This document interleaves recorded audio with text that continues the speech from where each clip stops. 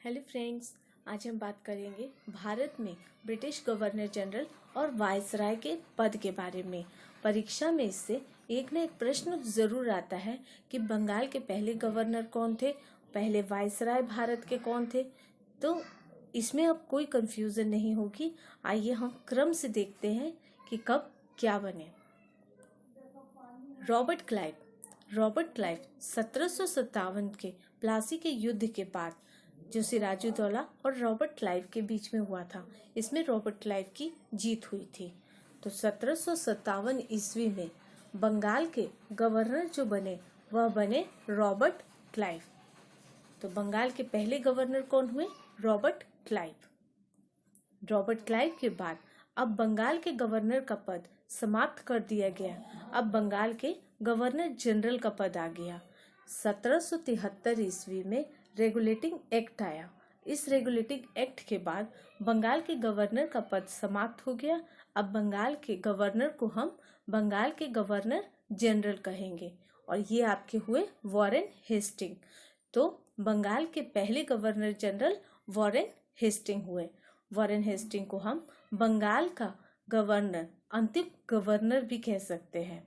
तो परीक्षा में कंफ्यूज करने के लिए तरह तरह से सवाल पूछे जाते हैं कि बंगाल के अंतिम गवर्नर कौन थे।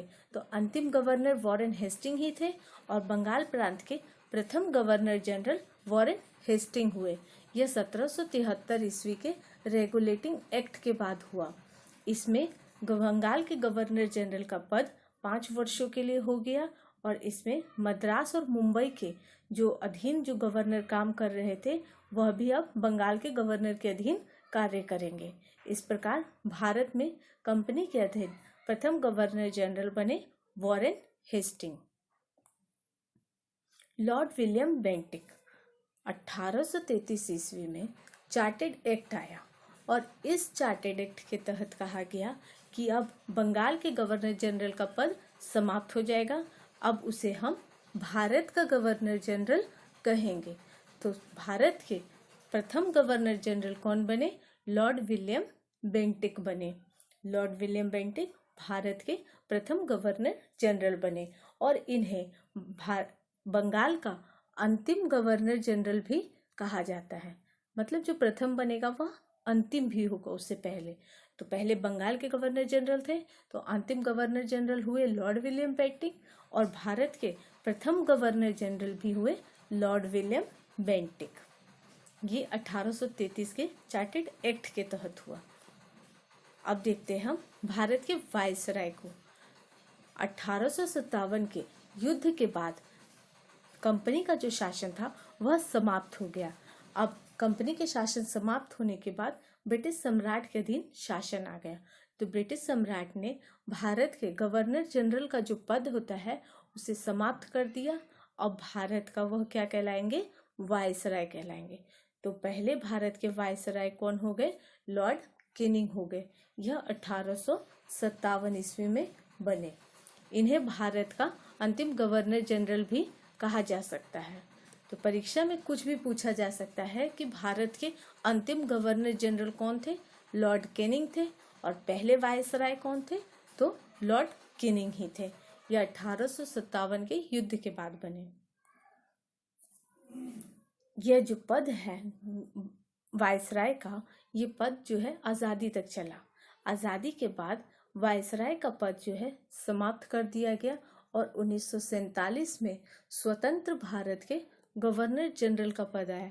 तो स्वतंत्र भारत के पहले गवर्नर जनरल बने लॉर्ड माउंटबेटन। लॉर्ड माउंटबेटन को स्वतंत्र भारत का प्रथम गवर्नर जनरल कहते हैं। स्वतंत्र भारत के प्रथम भारतीय गवर्नर जनरल, तो स्वतंत्र भारत के प्रथम भारतीय गवर्नर जनरल हो गए सी राजागोपालाचार्य जी। देखिए यहाँ कंफ्यूज नहीं होना है। स्वतंत्र भारत के गवर्नर जनरल अगर कहेंगे तो स्वतंत्र भारत के गवर्नर जनरल लॉर्ड माउंटबेटन हो गए।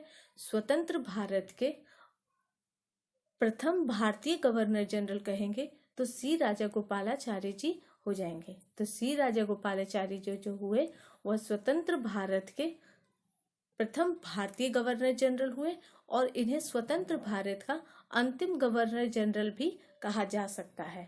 तो ये जो पद था 1950 के बाद समाप्त कर दिया गया। तो सी राजागोपालाचारी जो थे वह ग्रेट फ्रीडम फाइटर थे और last governor general of India थे। तो ये थे आपके भारत के वायसराय, भारत के गवर्नर जनरल, बंगाल के गवर्नर जनरल। इसमें कंफ्यूज नहीं होना है। आइए एक बार फिर से रिकॉल करते हैं। 1757 के युद्ध के बाद बंगाल का गवर्नर जनरल का पद आया।